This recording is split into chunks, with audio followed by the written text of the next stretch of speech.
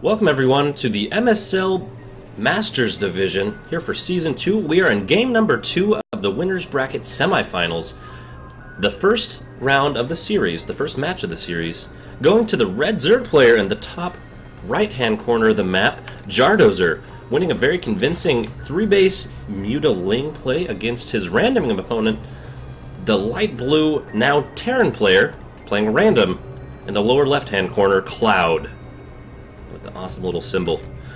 So I gotta give props to people that play random. It takes quite a bit in StarCraft to be able to play each race effectively, as you need to really have a very deep knowledge of a single build to be able to get as far as these players have. Generally, to get into the Diamond and Masters Leagues, you need to have at least a solid build or two in your pocket, and having to do that for each race that you play obviously makes the investment in time quite a bit higher. So, I gotta give props. Way to go, Kloud. So it looks like Jardozer, once again, getting a very early scout, wanting to make sure he knows what race his opponent is, so then he can react accordingly. As generally, Protoss and Zerg, or Protoss and Terran, they don't so much rely on crazy different openings. They do a little bit, but generally it's pretty standard, whereas I feel like Zerg has the most volatile openings, as you can, anything from an 8-9 pool all the way up to a 15 hatch. And the difference between hatch pool and pool hatch are also quite significant. Whereas with Terran, you just need to decide when you want to put down your barracks. You're going to put it down at 12 or 13. Are you going to change your command center into a are you going to change it and morph it in to, oh my gosh, I'm blanking on a name. I can't believe I'm doing this. Here, wait for it. Orbital Command. I can't believe I forgot that. How embarrassing. But the big thing is, do you do it on 15 or do you do it on 16? Because if you wait until you're building the 16th SCV, your barracks finishes right in the middle of the of when that's building. So you could have been upgrading to your Orbital Command a little bit sooner. So there's not as much going on there. So really common to see that early scout against these against randoming players. It looks like we had hatch, pool, gas, or perhaps hatch, gas, pool. A little bit off on my timings here. Regardless, it looks like we have a really standard opening here. Nothing crazy going on. We went for a 1-Rax expand build out of Kloud. Also in the comments, I saw a little bit earlier, apparently Kloud is best as Terran. It's actually really common to have players that play random having previously chosen to play a single race. So I'm not surprised at all to see someone say, oh, you're playing your best of the randoms. Making a little wall off here. Here on Neoplanet S, it's really important to notice that this is a quite small ramp, or entrance to the natural, although there is no ramp. So you don't get as much defender's advantage as you do at your into your main base, as they need sight vision in order to attack over that this ledge right here, and here they do not. So even though you can build a wall, it's not quite as effective. But the real big problem on this map is, first of all, this very large circular structure of the map. It has one really big problem, and that's that, once again, there's no direct attack path to anywhere, and so it's a map that seems to lend itself to base races, and it looks like some Lings are going to get perhaps taken out. Yeah, we're going to see a few Lings go down, but also perhaps a few Marines. Excellent micro there. Also really love to see, oh, so close. Really love to see that these Marines were chasing down that Overlord. That's really, really annoying. As you can see, it supply blocked Jardozer pretty heavily. We also see speed coming up for Jardozer. Once again, that's not surprising in the least. We do have another Queen coming out, though. That in and of itself is not too crazy. It doesn't look like we're going to see a crazy 4 or 6 Queen build out of Jardozer. Nothing like that. Out of Kloud, we're going to be seeing a little bit of turtling as he starts to macro back up, and that's completely appropriate. One thing that I don't quite like, I understand what's going on here, wants to use that first building to help complete this wall, get that wall up a little bit faster, but the surface area on this reactor is quite high, and so Lings especially will be able to wrap around and take that down very quickly, so I'm a little bit worried about that, especially as we now have lots of Lings on their way, and although you can produce 2 at a time, you lost the production time for 2, almost 3, and there was actually a hole there. That's got to be painful.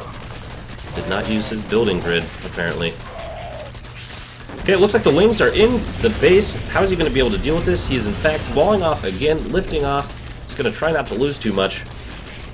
And that wall, that's super painful. He's going to try to escape with some of his units. That's not going to happen.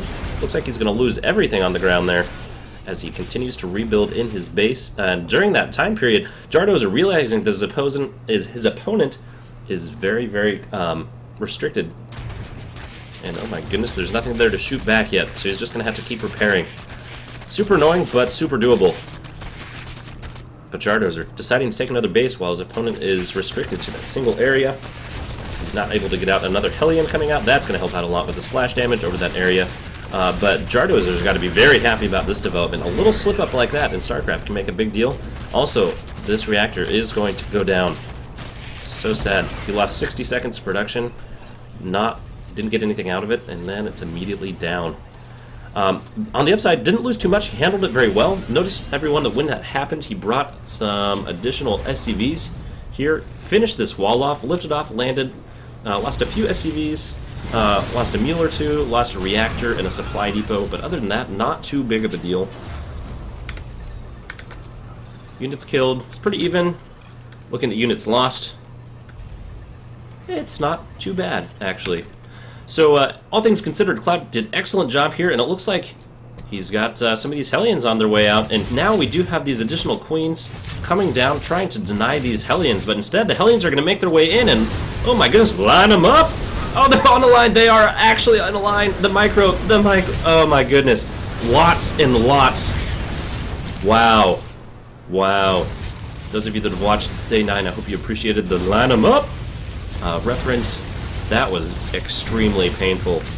Looking to units lost. Oh my goodness, 22 drones. Almost every single drone here. That was super, super, super painful. A lot of the Lings trying to get stuck. Not trying to get stuck. They were just actually getting stuck.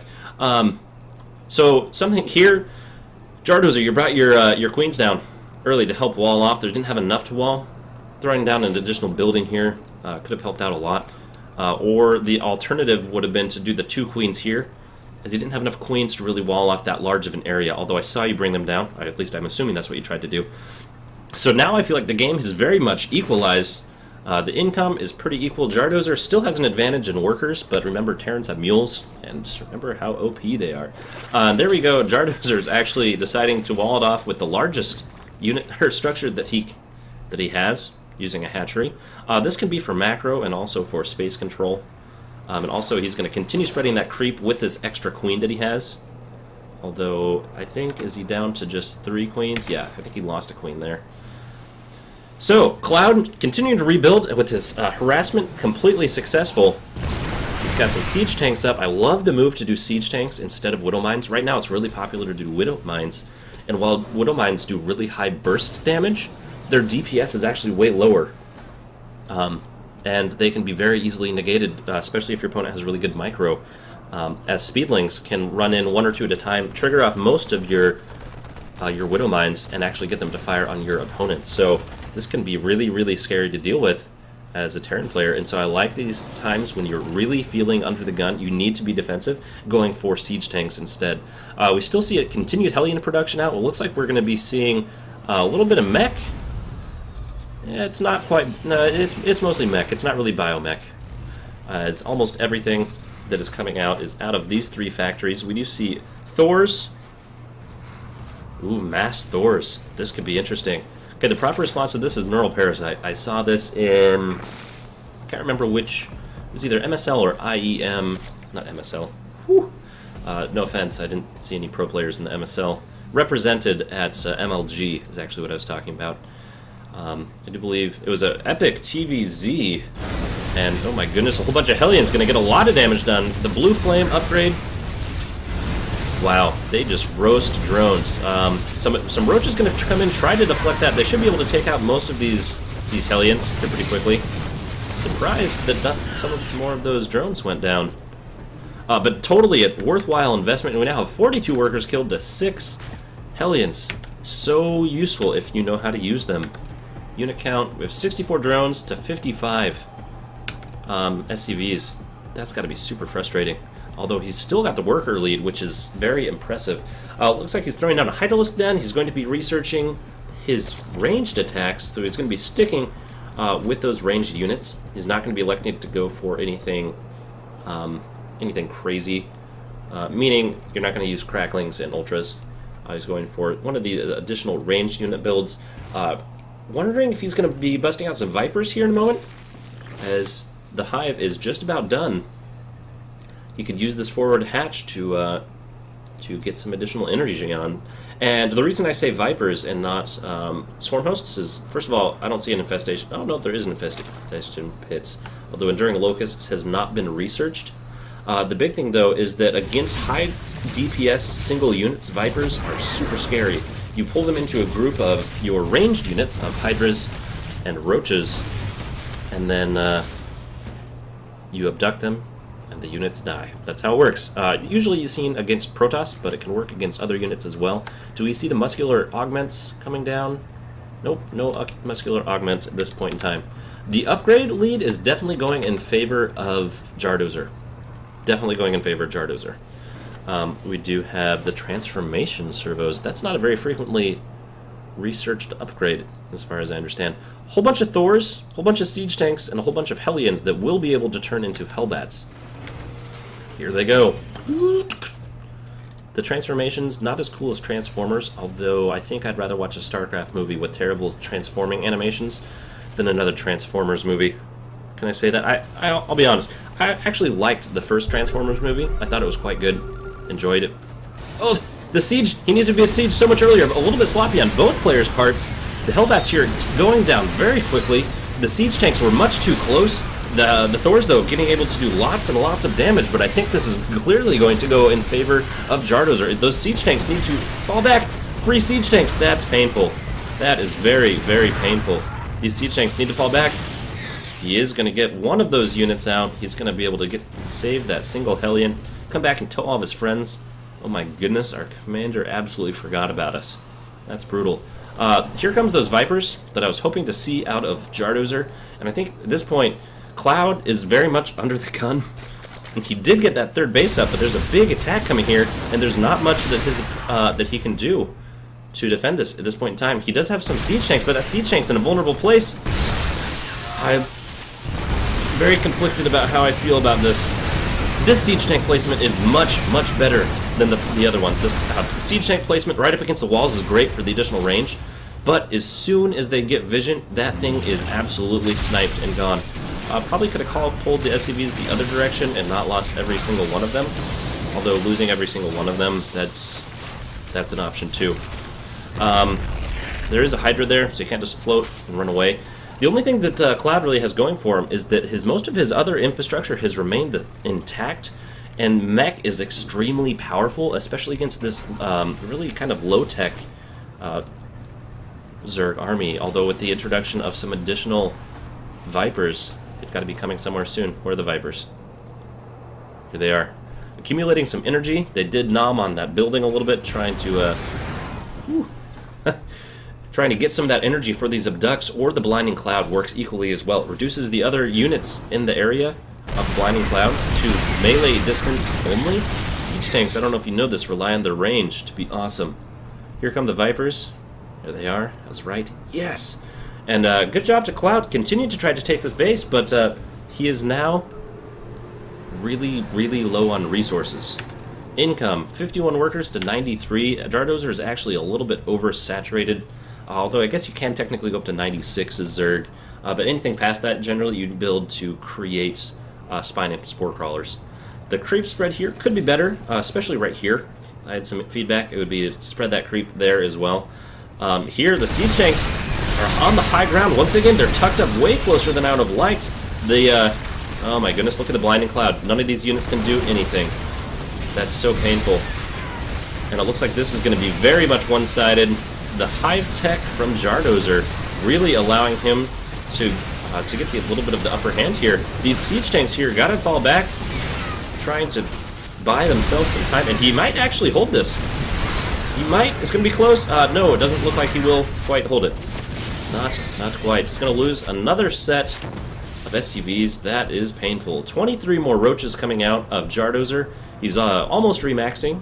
Not quite a 300 food push, but it's getting close. He's also got quite a lot of energy on those queens. Just something to keep in mind. Zerg can do something that's called a 300 food push. What it is, you keep up on your larva injects like crazy. In fact, how many larvae does he have? 5 larvae. That's part of the problem, although I can't blame him too much. He just built 23 roaches, so most of his larvae got used up. But each hatchery can support up to 17 larvae. That's so many. 17, 34, see? 68. Wow. You could add 68 roaches with that bank.